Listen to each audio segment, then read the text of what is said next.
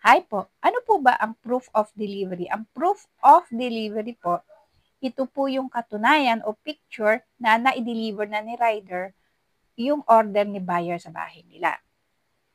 Dati-rati kasi kasama si buyer sa picture. Ngayon, hindi na. Hindi na siya sinama. Ang nasa picture na lang po is yung front ng bahay ni buyer at yung airway bill na close up. So, bakit nga ba inalis na o hindi na isinama si buyer sa picture?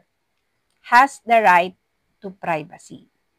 So, siguro, may nag-suggest o may nag-complain na dapat hindi nakasama si buyer sa picture.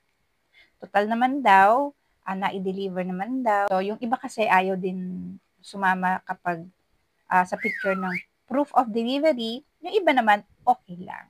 So, siguro, ginawa na nilang general rule, protect then the identity of the buyer kasi hindi naman lahat pumapayag na sumama sa picture kapag pinipicture ni rider.